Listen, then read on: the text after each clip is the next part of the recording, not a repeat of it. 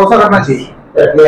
आज की तारीख में हम लोग तो आप देखते हैं कि गुलाबी वादळ देख रहे होंगे महाराष्ट्र के अंदर में, तो ये ऐसा ही नहीं चमक रहा है। आज ही हमारे कार्यकर्ता ने अभी मौजूद है, जरा वो पुण्य इलेक्शन कमिश्नर को जो हमने आज चिट्ठी लिखी है, चिट्ठी में ऐसा लिखा कि भाई यहाँ पर जातिवादी और सेकुलर के नाम से दो जमातें काम करती हैं। एक तो अपने आप को सेकुलर के नाम पर काम करती है, दूसरी जमात जात बिरादरी को बहकाने में, मसला करने में, माहौल खराब करने में विश्वास रखती है। अब परिस्थिति लोगों की हमारे सामने है। जिन लोगों ने इनको वोट देके सत्ता पे बिठाया है, चाहे वो कांग्रेस हो, राष्ट्रवादी हो, बीजेपी हो, शिवसेना हो, हमने इलेक्शन कमिश्नर को लिखा है, वो जरा उनको फोटो बता दो उसकी, क्योंकि हमारे जो लोगों ने सेकुलर के नाम पर, सत्ता के नाम पे तुमको जो वोट दिया है, तुम उसका दुरुपयोग करके अपने मफाद के लिए, अपने सत्ता के लिए तुम कहीं भी जाके किसी की भी सरकार तोड़ के दूसरी की सरकार बनाते। हमारे वोटों को वापस करने का आप रास्ता बताओ, लीगली क्या है। इलेक्शन कमिश्नर चुप क्यों बैठा है? बताओ। वैसे हमने चिट्ठी लिखी, बताओ, हमारे कार्यकर्ता ने चिट्ठी लिखी कि ये जो मत जो तुमने सेकुलरिज्म के नाम पे लिया है, ये मत हमको वापस करो। भारत राष्ट्र समिति महाराष्ट्र के अंदर और हिंदुस्तान के अंदर सेकुलरिज्म पर विश्वास रखती है। तमाम जात बिरादर, वो किसी भी समाज का हो, उसकी उन्नति होना चाहिए, उसका डेवलपमेंट होना चाहिए। इसके लिए हम रास्ते पे आए हैं। हमारा नारा है कि सबसे फर्स्ट अब की बार किसान सरकार। किसान की तादाद जो है 70% है। उन लोगों की जो समस्या है मुल्क में अलग अलग है, लेकिन महाराष्ट्र के अंदर गंभीर है। आज शेतकरी, जैसे हमारे आमदार साहब ने कहा कि शेतकरी आत्महत्या कर रहा है, तो हम ये तो 12 हर नेता आया तो शेतकरी आत्महत्या कर रहा, आत्महत्या कर रहा। बीजेपी वाले भी ये बोल रहे हैं, राष्ट्रवादी वाले भी ये बोल रहे हैं, सब आंसू पोंछ रहे हैं, लेकिन उस पर काम कौन कर रहा है, उनकी मदद कौन कर रहा है, ये देखने वाला सवाल। इसके लिए हमने देखा है तेलंगाना में 100% आत्महत्या बंद हो गई है, और वो काम हम महाराष्ट्र में करने वाले हैं। इसके लिए हम मैदान के अंदर है, चाहे आंदोलन करना हो, सत्ता पक्षों के गाड़ियां रोड पे फोड़ना हो, कि उनको पकड़ के बदलने का काम करना हो, शेतकरियों को न्याय मिलाने के लिए बीआरएस पार्टी रोड के ऊपर आएगी और इन चीजों को रोकेंगी। अगर जनता सुधने है, समझदार है, बीआरएस को सत्ता पे लाती है, तो जो तेलंगाना के अंदर में कर रहे हैं उससे बेहतर यहां कर सकते। इसके लिए कि तेलंगाना एक छोटा राज्य है, वो 3 लाख करोड़ रुपए का बजट वाला जो है तो राज्य है, हम 10 लाख करोड़ का बजट का जो है तो राज्य है। 3 लाख करोड़ के बजट के अंदर में शेतकरी को हरा भरा कर सकते हैं, हम नहीं कर सकते। वो इंसान है, हम इंसान नहीं है। ये फिरका परस्त और सेकुलर जमातों के नाम पे काम करने वालों को 25 साल का अनुभव उनके घर में देखा, उनको बाहर देखा। ये जो कुछ आज और कल में तुम देख रहे हैं कि अजीत पवार ने यहां से खुद ही मार के वहां गई, पवार साहब अपनी दुकान लेके बैठे हैं, ये ऐसा कुछ भी नहीं है, सब स्क्रिप्टेड है। ये घर में तय करके बनाया हुआ प्रोग्राम है। मैं खुले तौर से बोलता हूं, मैं उस घर में से आया हूं, मुझे सब मालूम है। मैंने 2 रमजान के पहले जो पार्टी छोड़ा हूं, मुझे तब से मालूम है कि ये सब गेम प्ले चल रहा है, कुछ नहीं है। सब घुमा फिरा के बीजेपी, शिवसेना, राष्ट्रवादी सब अंदर से तिगड़म है, अंडरस्टैंडिंग है, और ये लोगों को बेवकूफ बनाने की जमातें है, दुकान है। इससे ज्यादा इसके अंदर में कुछ भी नहीं है। मेरा खुला आरोप है, सब एडजस्टमेंट है। और राष्ट्रवादी कांग्रेस पार्टी का जो प्रेसिडेंट है, ये उन्हीं के घर में शकुनी मामा है, और इन्हें ने जो प्लान किया है, इनका घर फोड़ने वाला वही जयंत पाटिल है, जो 3-4 महीने से जो मैं देख रहा था, साल भर से मैं हमको कुछ बातें बोल रहा था। ये घर के अंदर में आग लगी है, घर के चिराग से कौन पानी लाएगा जिसको बुझाने की आवश्यकता है। और आज जो है तो पवार साहब अलग दुकान लेके बैठे हैं, और वो ईडी के डर से, और 70,000 करोड़ का जो मोदी साहब ने परसों कहा, भाई इधर आओ न तो जेल में जाओ। अब ये तुम्हारे जेल में आना, माल का खाना, माल का लेना, अरे जनता को क्या लेना है, ये माल जनता में बांटो भाई। के चंद्रशेखर राव के बारे में हम बोल रहे हैं, वो जनता में बांटने वाला नेता है, और ये जो है तो घर में ले जाने वाले नेता है। ये फर्क है। अब लोगों ने इस बात को सोचना चाहिए कि हमने किसको वोट देना। हमने दिया वोट, तुमने बेच डाले।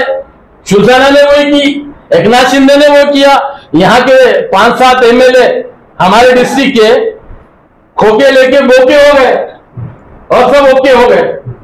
जनता का क्या लेना देना? 10 रुपए किसी को दिए भाई यहाँ की जनता को? हमारा माल लेकर गब्बर सिंह हो जाना और फिर बोलते तेरा क्या हाल है कालिया? अरे सरकार मैंने तो नमक खाया, आप गोली खा। सर बातें वो बोलते कितने आदमी थे क्या बन के? हाँ वो ये भी कहते कितने आदमी थे। तो फिर ये आदमियों का, ये निजाम का जो हिसाब किताब है, ये सब जो है बीजेपी इस मुल्क के अंदर में लंचिंग के जरिए से, ईडी के जरिए से, इनकम टैक्स के जरिए से मुल्क के अंदर में अफरा तफरी का माहौल पैदा कर रही है, अराजकता पैदा कर रही है। वो चाहती है कि दादागिरी के बिहाफ पर, हुकूमत के बिहाफ पर लोगों को दबाया जाए, पार्टी को दबाया जाए। इस तरीके का सारा खेल चल रहा है, इससे ज्यादा कुछ भी नहीं है। अब जनता को सोचना होगा कि डेवलपमेंट की तरफ हमको कैसे जाना है, कौन सी पार्टी है।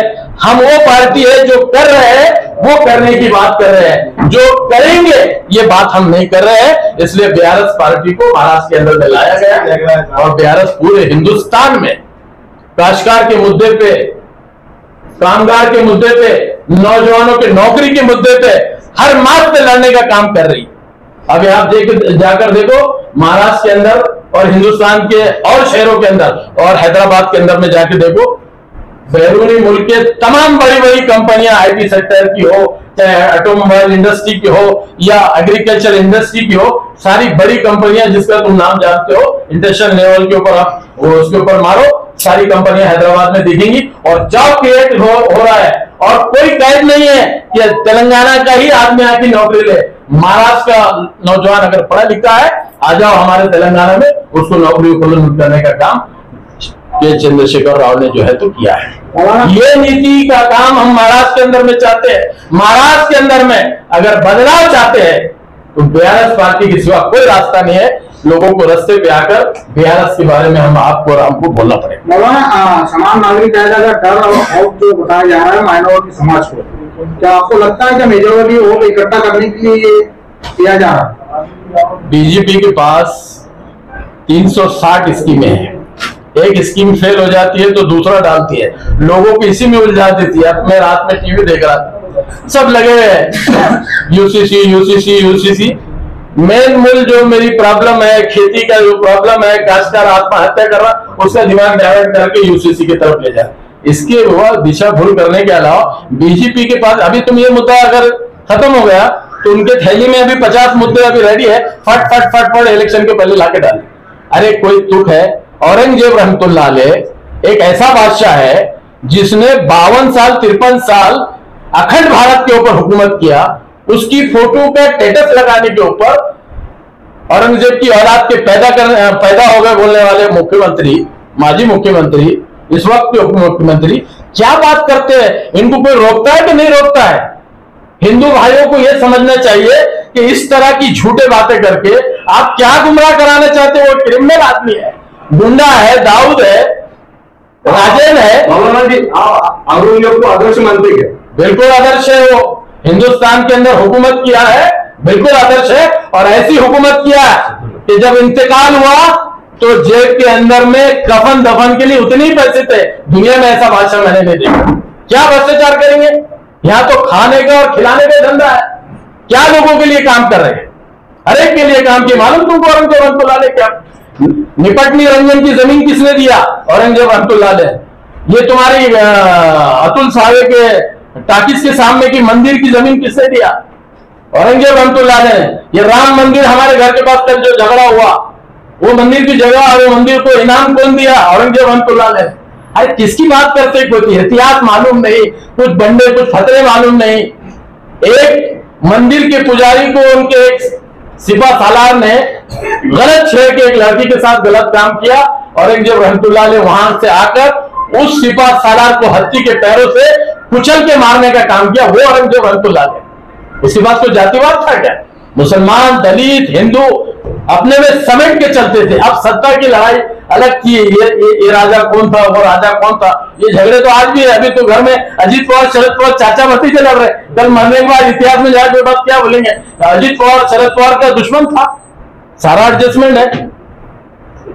तो इस तरह के बेवकूफ सवालात, इस तरह के गलत चीजें हमारे समाज को बहुत दूर लेके जा रहे हैं। देश को आगे बढ़ाना है, स्टेट को आगे बढ़ाना, मुल्क को आगे बढ़ाना है, तो गंगा जमनी तहजीब है जो मुसलमान, हिंदू, तमाम जात बिरादर के लोगों को प्यार मोहब्बत से रहना चाहिए।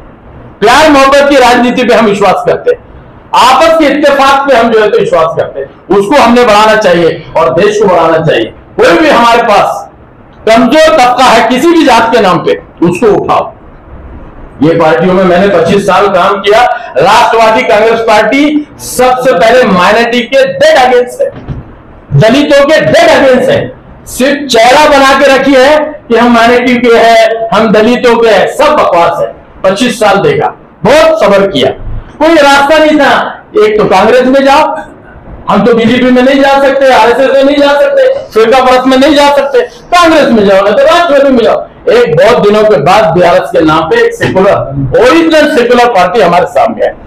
तो आज हिम्मत हुई कि चलो उस प्लेटफॉर्म पे तमाम समाज बिरादरी को न्याय देने का काम कर सकते हैं। सबके साथ प्यार मोहब्बत से एक पुराना हिंदुस्तान, गंगा जमने वाला हिंदुस्तान, ये बीआरएस के माध्यम से हिंदुस्तान में और महाराष्ट्र में हम खड़ा कर सकते हैं। मौलाना साहब देखिए ना, औरंगाबाद में महाभारत देख रहे हैं, कुछ मुसलमान लीडर कह रहे हैं कि हमको आनंद से रहमत अल्लाह से कोई लेना देना नहीं है, ऐसे लोग वाले क्या कहेंगे आप? ये बेवकूफ किस्म की बातें हैं, ये भी स्क्रिप्टेड से है। उनको पहले से औरंगाबाद का इतिहास अगर देखेंगे तो पहले खबर पे भेजा जाए कि जाके तुम ज़ियारत करो, टीवी लेके जाओ, फिर बताओ कि ये ज़ियारत करने पे, उसके बाद फिर ज़ियारत करो। तो राम मंदिर के पास ज़ियारत करने का काम किया गया। ये सारा स्क्रिप्टेड है। ये जो बीजेपी और शिवसेना के जो प्यादे हैं, ये असल बी टीम है। अब हमको बी टीम बोल रहे हैं, हमको बी टीम बोले वाले कल जो है तो ए टीम बन के जो है तो बीजेपी में चले गए। आप क्या बोलेंगे हमको? इसलिए ना हम बी टीम है ना सी टीम है, हम तमाम जात बिरादरी के लिए काम करने वाले राजदारों की टीम है।